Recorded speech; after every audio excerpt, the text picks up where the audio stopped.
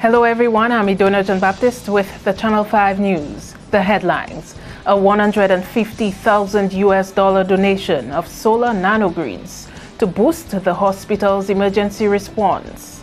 Historian encourages traditional building methods for more resilient homes. And CARICOM's strategic plan for deeper regional integration lags behind. The details of the news after this. M&J Covering is the producer of designed galvanized and galvalume in Dominica. They design to your specifications, color and length, 4 styles of galvanized and galvalume pre-painted roofing sheets as requested, and supply all your galvalume accessories. M&J Covering helps you control spending and reduce waste. At M&J Covering, they are also equipped to build your roof to precise standards anywhere on island. So come to M&J Covering at 1 Mile in Portsmouth or call 445-5001 275-5003 today.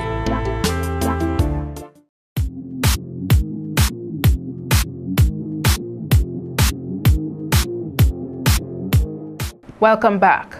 The Princess Margaret Hospital has taken another step towards its transformation into a climate-resilient institution. This as Sesame Solar Inc., a provider of mobile solar nanogrids, partnered with the Waterfront and Allied Workers Union to provide a self-contained off-grid power supply to the PMH. Secretary-Treasurer of WAWU, Curtis Augustus, says the grid came about after a request by the union to its international affiliate for some form of electrification for its office building.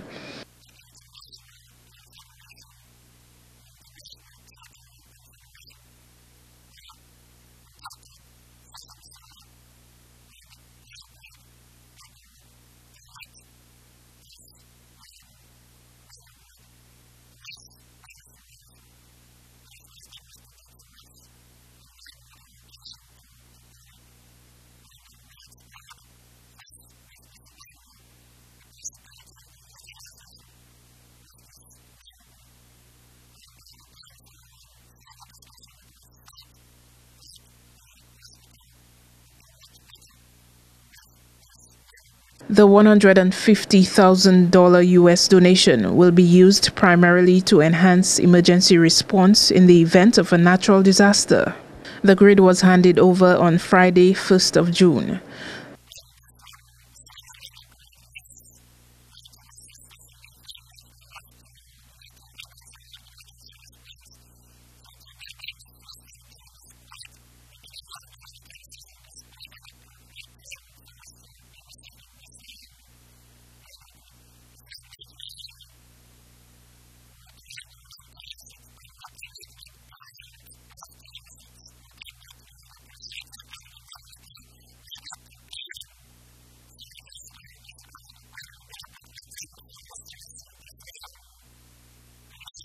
Vice President of Sesame Solar Inc. was on island to officially hand over the nanogrid to the government of Dominica.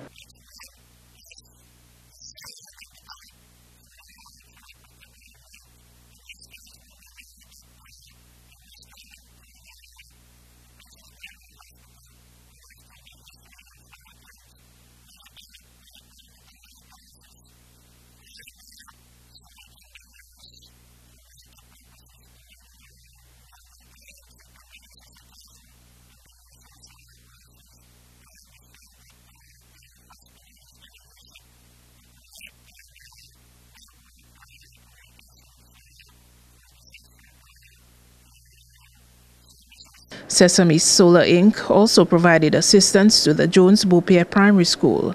Member of Parliament for the Laplin constituency, who is also the Minister for Education, says the contribution will help develop resilience in the school. In other top stories, the authorities may want to consider the superior construction methods of the barracks at Fort Shirley to incorporate in their Build Back Better approach. The suggestion of Dr. Lennox Honeychurch, who spearheaded the restoration of the historic site at Cabrit National Park 12 years ago.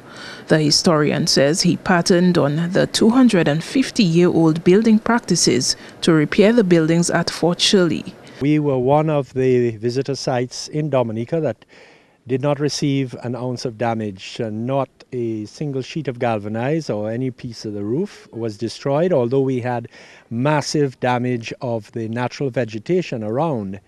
It just shows that traditional architecture works, because from 2006 I was directing the restoration of these buildings, and I essentially followed the 250-year-old plans for the buildings and the method of construction. Honeychurch provided guidance to what he calls a good team, which he chose very carefully.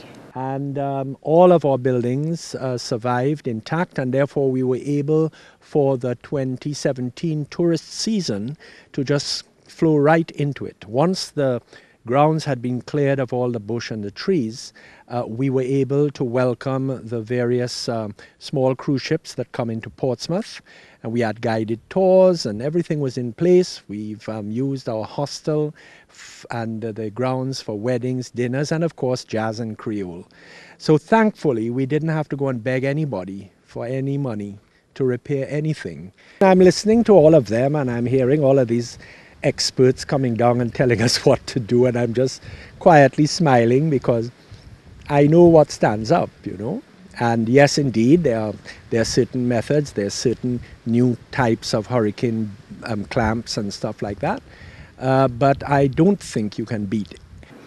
He pointed out that the traditional methods are fine examples of resilience, observing that the engineers and architects of long ago were very much aware of the impact of hurricanes. All the modern techniques are all very well, but you see, the thing is, if you think, oh, we have galvanized now, so therefore I'm going to build a flatter roof, and therefore I'm going to import a lot of material from overseas, and I'm not going to necessarily put in the braces that used to be put in before.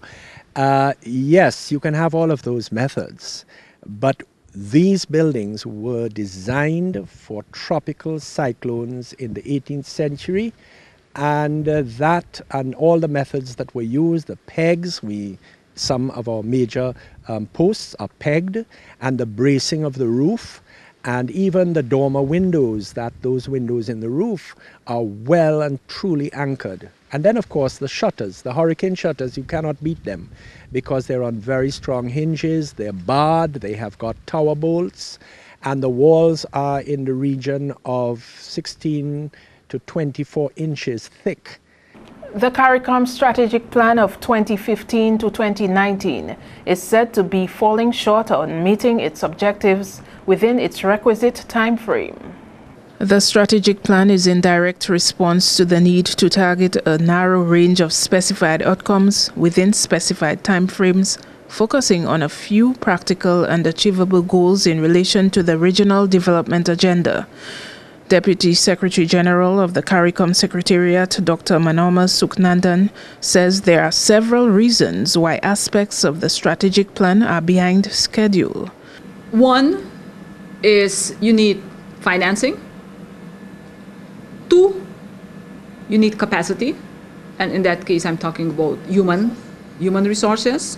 You need people to do the work, and currently we are looking within the Secretariat based on the priorities, which directorates you have to strengthen. And then we have what we call the so-called implementation deficit.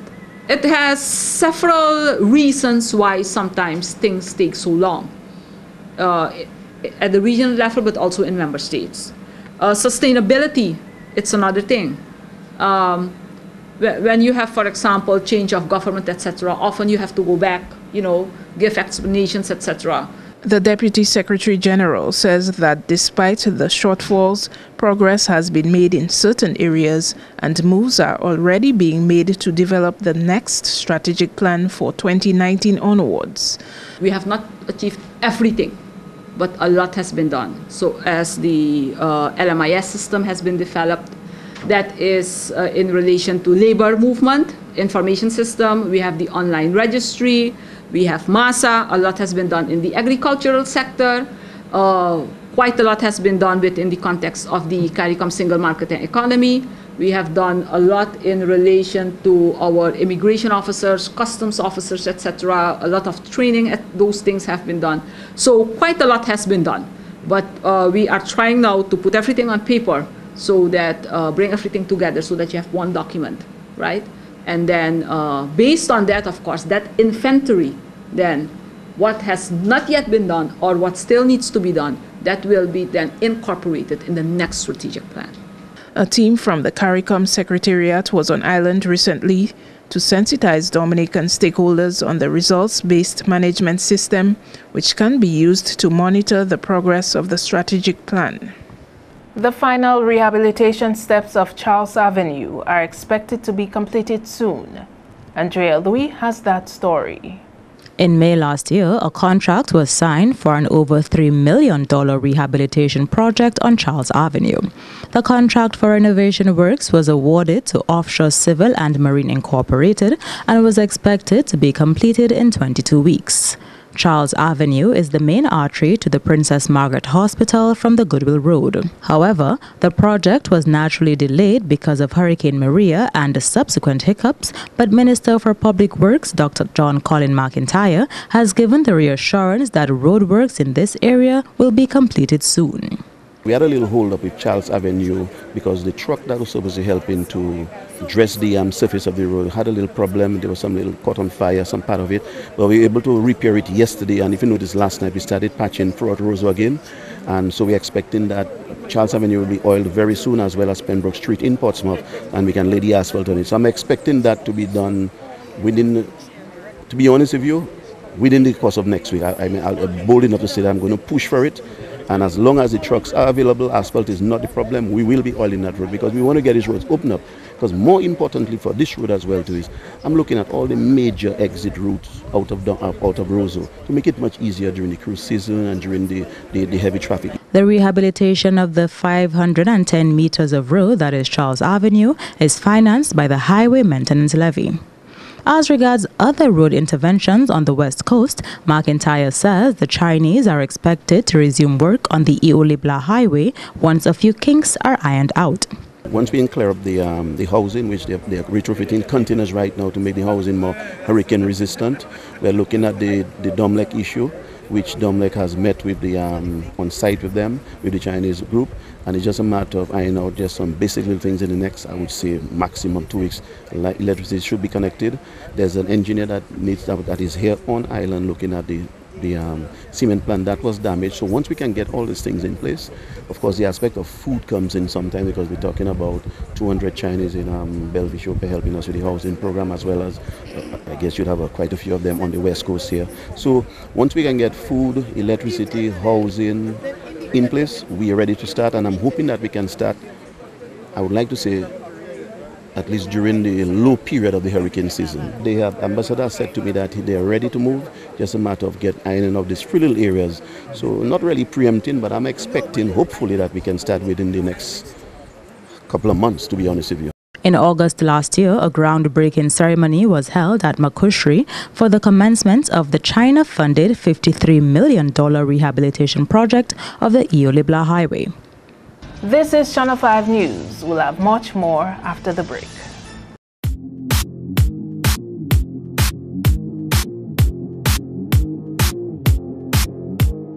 Welcome back.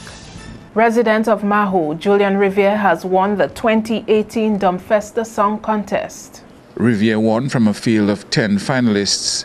His winning song, Lost, appealing to Dominicans to examine where we are as a nation. We have the silver slice of our own paradise, but it's in honesty alone we'll find happiness so true. They say please yourself, it's all about you, but don't forget somebody else gave themselves to give you life anew. Have we gone too far, forgotten who we are? Do we know what we are living for? Have we lost our way in search of a brighter day? Have we kicked all the values out the door? Do we do just what we dare? Right or wrong, if we can, just do one like our feet don't touch the ground. Are we lost and don't care to be found? Yeah. In second place, first runner-up position was two-time Bouillon Monarch of Dominica, Carlin Xavier Philip, or Carlin XP, singing Raise Your Flags. In third place, second runner-up, 21-year-old Drew Thomas of Wesley. He was performing in this setting for the first time singing Bassline. Here are short clips from these two performances.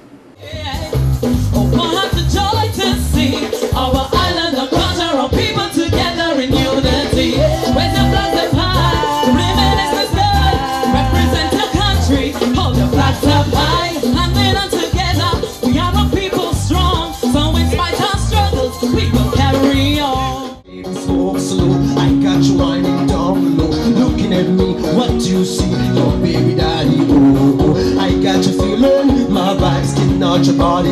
One time, broke off your back, give me heart attack, and over my eyes, I got why don't you come to my place, sit down, down. All reports so far indicate a successful Domfesta song contest.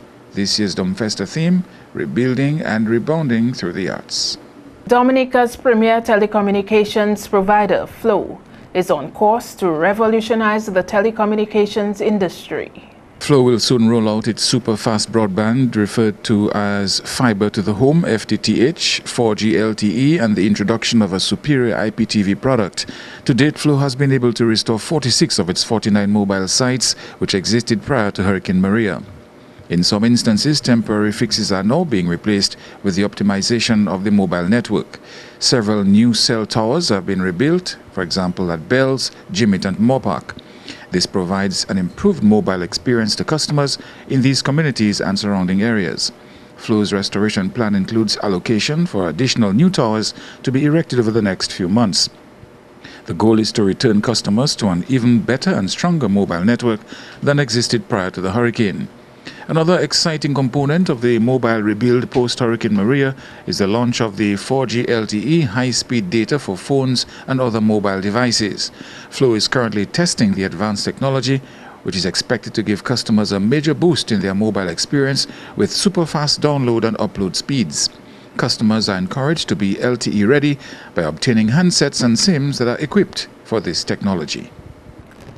In other news, Member of Parliament for the Salisbury constituency, Hector John, is proposing the Office of Disaster Management properly equip disaster preparedness committees and local government bodies for effective preparation and response for the hurricane season.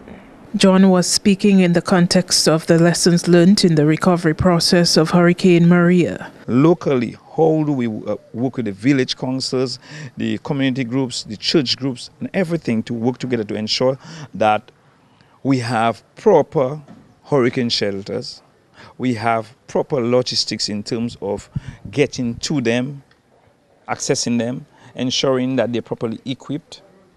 But the government has a role to play in it because the Office of Disaster Management is under the Ministry of National Security. So they have a very important role to play with that. In that, they have to give the village council the resources to be the village councils, and some areas like Salisbury have disaster management committees, the resources to ensure that we are ready. John is advocating for all parties to work together, accusing government of sidelining opposition parliamentarians in post-disaster response measures. Erica was a litmus test to see how we could work together. We studied it, but we let politics took over. But the best way going forward is to ensure that we work together as a collective process going forward in terms of bringing every stakeholder together at the community level and national level. And some of the buildings designated as hurricane shelters in communities remain in disrepair, heading into the next Atlantic hurricane season. For the Portsmouth Disaster Preparedness Committee, they have done their groundwork to facilitate renovation of some of the assigned shelters in that northern constituency. 2 weeks ago, we had officials from government. We went on a tour of the different shelters, and of course, all of them were damaged extensively, one point or the other during Maria.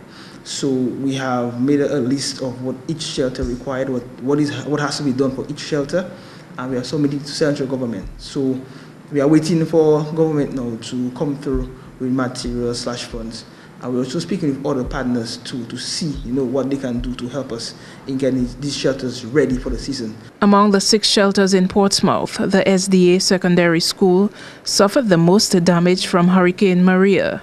We have the Methodist Church Hall, there's the Catholic Church Hall as well. Also, the primary secondary school was extensively damaged. So this one is, to use it has probably like extreme scenario for us to use it.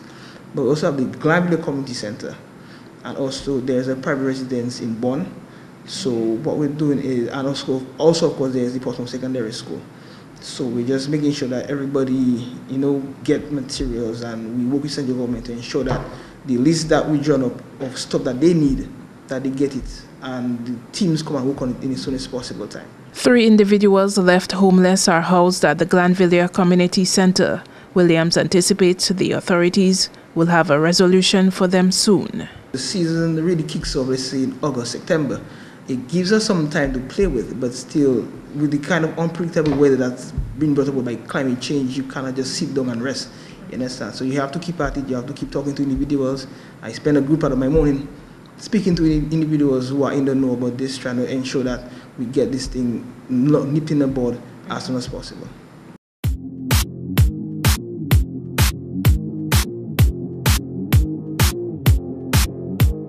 To end the news, the headlines again. A $150,000 US donation of solar nanogrids to boost the hospital's emergency response. Historian encourages traditional building methods for more resilient homes. And CARICOM's strategic plan for deeper regional integration lags behind. Feel free to contact us at news@marpin2k4.com. You can also access our past newscasts on our YouTube channel. On behalf of the entire production team, I am Idona John Baptist. Thanks for watching. Join us again tomorrow.